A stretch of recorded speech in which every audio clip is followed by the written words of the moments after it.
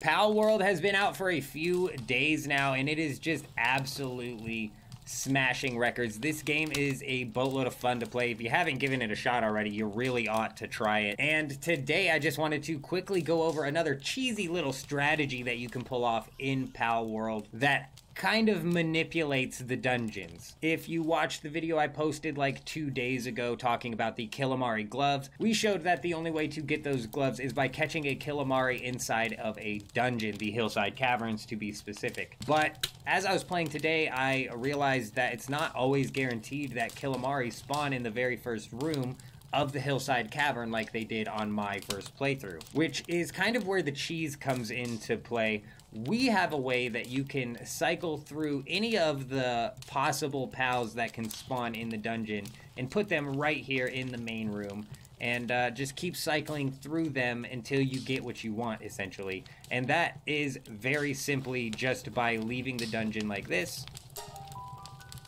and then going back into the dungeon. These things are a little bit higher level than where I'm at on my offline server, and bad example here because it doesn't always reset, so I guess it's fair to point out that it doesn't always reset, but I promise you it does work. So clearly it doesn't work every time, but it does work most of the time.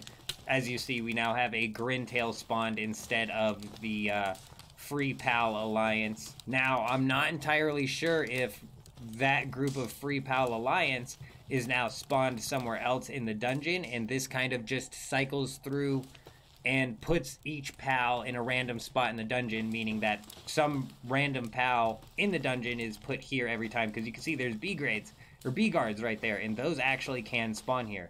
So what I'm thinking happens is that this is cycling through all of the different types of pals that are in a specific dungeon, which could be a good way for you to filter through and see if there's any pals in there that you're interested in without having to run through the entire thing. Or possibly could be a way to hunt for lucky pals. So there are 3 B guards that have a possibility of spawning here. Maybe if you get those to respawn here enough, you'll happen to run into a lucky B guard, which is not, you know, your average way of hunting for luckies, but it could possibly be a way of doing it. Let's go ahead and reset one more time just to show that it is for sure something that happens on a consistent basis. You can do this consistently over and over again. As long as the dungeon is here. You see we only have 21 minutes left on this one. Oh, here we go. Look, this is a new one I actually haven't seen yet, but I have seen it in the dungeon. It is the Catris. So this is definitely a way you can cycle through what pals are in each dungeon, especially if you're kind of messing around in a higher level dungeon than you should be, like I am. First of all, if you're still here watching this video right now, comment "made it" or something so I can give you an extra shout out. I really appreciate it.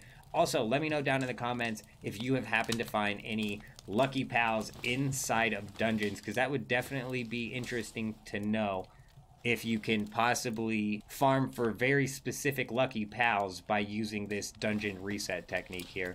Other than that, though, that's all I wanted to go over in this video. I'm out.